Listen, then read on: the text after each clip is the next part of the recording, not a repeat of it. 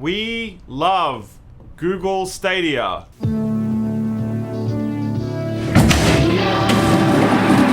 I mean, we love YouTube too, and Google. I really want that to be at the front of the video, so the algorithm hears how much we love Google products. And we don't get demonetized. We don't get demonetized. That's not what we want, everybody. So, Google, if you're listening for the first 15 to 20 seconds of video, we love your product, and we're only going to say good things about it in this video. We think it's fantastic. Yes. We love you, Google. Praise that Google person who runs Google. Yeah, I'm sure the bots only listen for the first 15 seconds. And then they're out. How it feels to be a YouTuber. 2, 3, 4.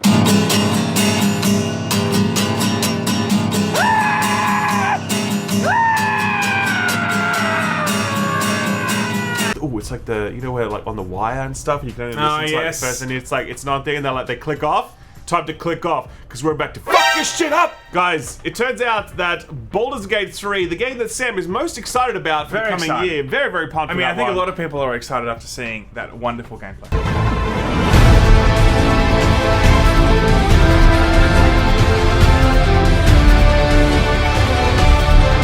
Turns out that it's going to have Stadia exclusive streaming content, and it's really just the beginning of a trend that I think is going to become very prevalent in the future. Let's talk about all the details after the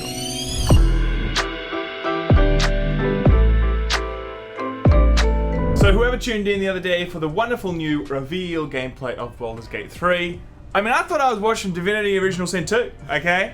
And I was like, are we streaming someone else's game right now? So it's like, the people who made Divinity Original Sin 2 were going to be really pissed off about this. Peak moment for me, everybody. That's classic. No, but it looked so similar. I honestly thought, well, firstly, I didn't know it was the same studio, but it looked so similar that I was like, holy shit, this looks exactly the same. Yes. But that's a side thing at the moment, everybody. It is. All we know is there is some hype around this. Some people are very excited about this game. Myself included. Let's talk about why Stadia isn't the best thing since sliced bread. Yeah, it's had a bit of a rough launch, as we all know. We won't relitigate that now, but TLDR, the service doesn't work as promised. It's missing very core features. It has an extremely small library of games. There's no sign that the number of games is going to increase rapidly anytime soon. Yes. It's not available in most places. You can only use it on very specific phones. We don't have it in Australia, and they have an exclusive, I think, campaign. They've already got one exclusive called Orcs Must Die 2, I believe. That's the one exclusive game they've got. Yes. But it turns out that there are more exclusives on the way, and this was something that was foreshadowed by Google earlier, where they said that one of the strategies for rebuilding Stadia, or rebuilding it, I guess. Can we say rebuilding? I think we can say rebuilding. I think Anthem needs to be rebuilt. This is yet to fully crash. Actually, it's still in its death spiral. decline. They have said that one of the strategies is having exclusive games, and it turns out they're also looking to do exclusive content and features, as evidenced by what's going on here with Baldur's Gate 3. Now, if you remember, we first learned about the existence of Baldur's Gate 3 at the reveal of Stadia last year. They had a big event, and they said, hey, by the way, Baldur's Gate 3 is a thing, and it's coming to Stadia. So it shows that there's already a fairly close relationship between Larian and between Stadia, because, you know, like that was their moment in the sun right there. And I think it's the first game that we've seen that is still in current development, that it can try and utilize some of those streaming features that Stadia is looking to implement. And to be clear, like when we saw Stadia's feature list during the reveal last year, this is an impressive suite of features that would be pretty cool when they get up and running, okay? So for example, you can do split screen play with other people, even though you're both like sitting completely separate from each other across the world. You can do picture-in-picture view. Yep. So like if I'm playing in a squad of 4 in Ghost Recon, I can literally see the screen of the other 3 people while I'm doing that, which is kind of interesting. There's stuff like style transfer, which lets you basically change the entire art style of a game on the fly. There's state share, so you can sort of be at one point in the game and then press a button, and then that exact same point in the game, like where you are, your health, your position on the screen, can be transferred to someone else, and then they can like continue playing it. There's a whole bunch of other stuff, and look, as I said, it's interesting stuff that would be kind of cool to see it actually in flight.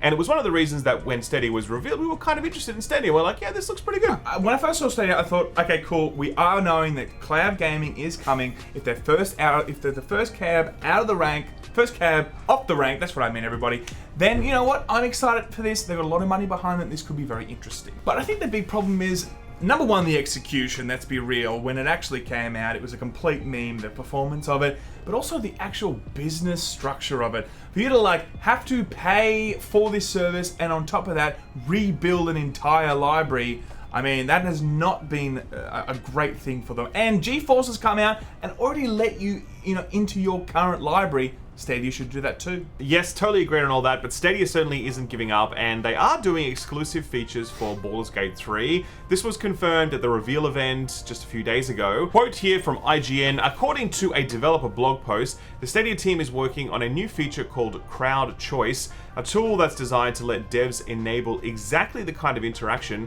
that Larian is focused on. It allows game developers to mark certain points in a game that, if the crowd mode is enabled, will trigger a poll that comes up somewhere in the stream's chat window. We're assuming this will be a strictly YouTube feature, at least for now. So this feature specifically will actually be available on other platforms, and it's actually somewhat similar to what we've seen with Twitch extensions that are like in Borderlands 3, for example, that allow the audience to kind of choose what's going to take place, or buff enemies or whatever else, or drop in extra enemies. So this sort of stuff has been seen before. This feature about viewer polls, they have said specifically, will also come to non-Stadia platforms. But there is one feature that we definitely know that is coming to Stadia exclusively, and this is the quote. Some of the Stadia features that we're supporting are going to be specifically built around involving the community in the decision making, or letting them affect the dice, for instance. Now, it may sound like some sort of technical wizardry, letting someone watching a live stream hundreds of thousands of miles away change the outcome of your decision, but Stadia has been planning for developers to implement ideas like this since day one. Yeah, so that is one feature that we know is definitely exclusive to Stadia.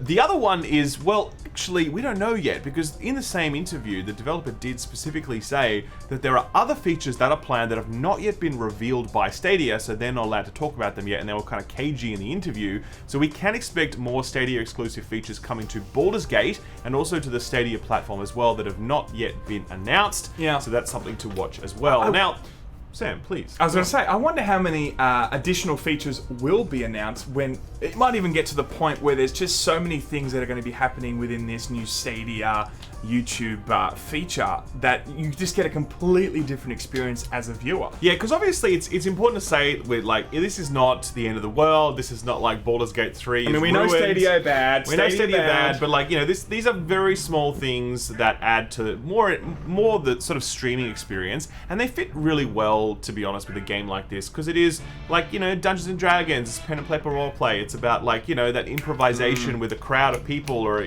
around a table of people, etc. It fits really well. And I think it probably won't stream amazingly, like it's a very slow game, so if you can include that audience in other ways, I mean, it's probably a better experience for them. The challenge, of course, is that it would be cool if all of these features were also available on other streaming platforms like Twitch and LOL Mixer, but it's not. And so that is obviously going to be disappointing to people who have a streamer that they like watching, and they would like to be able to engage them on this front and do these things with them, but they can't because it's Stadia exclusive content.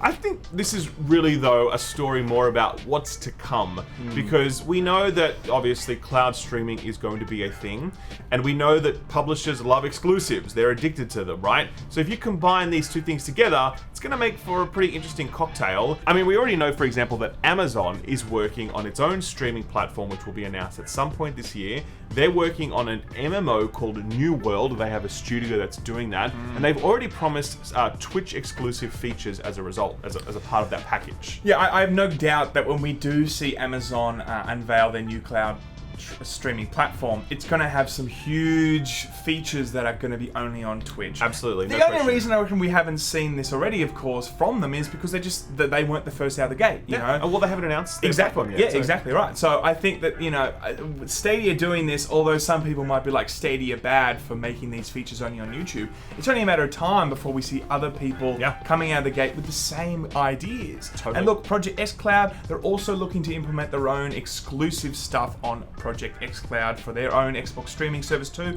So we're also going to be seeing some stuff from them too. Yeah, like because when we're at XO19 in London, I actually spoke with the head of xCloud, like Project xCloud. And I'm like, are you guys making xCloud exclusive games? And he said, no, not yet, but we're in discussions with people, right? So they will start making exclusive games. And this is another thing that we haven't really talked about. We're talking about features here, right? Later on, there could be exclusive content. Like, for example, we've had stuff like Destiny with exclusive weapons, and you've had Call of Duty where it had like exclusive Spec Ops mode or whatever. That stuff was exclusive to the PlayStation. I guarantee you we'll start seeing actual content exclusive to these streaming platforms as well in the future. Yeah. And then games as well later on, like stuff you can only play on the cloud. This is the thing, watch them like blame it on the computational power. Well, we can't actually get it working somewhere else. No, but that's true though. I mean, look, though. there will be some games that definitely need the cloud. And then there'll be other games that just want to throw it on there because they know people will sign up. Yeah, that's going to happen. No, I agree with that. That's definitely true. But look, either way, it is a sign of, I think, what's to come in the future. Because cloud is going to be a very big part of the future of video games. If not the big future, sure. If it goes well, yeah. And then this is the first time we're seeing sort of cloud streamed exclusive content and features in a game. And I think it's interesting to watch. I think it is interesting, and I do think you're right. Like, we've seen exclusives now for, 20 years or something with consoles. We are seeing it with PCs, and now this is going to be the next frontier. We're going to see, the streaming war, and people, the companies themselves need to justify that $5.99 a month that you're paying. Yeah, totally. And getting a big game on there is going to be, the first weapon that they try and use to get you playing on there. Cloud exclusives. Cloud exclusive. Nice. Cloud Strife. TM. If anyone ever uses that, the Laymen invented it first, okay? Cloud exclusives. That's actually pretty good. That's ours from now on. Yong, you heard that, it's ours. That's right. Okay? Yong out. We're using that, though. Goodbye.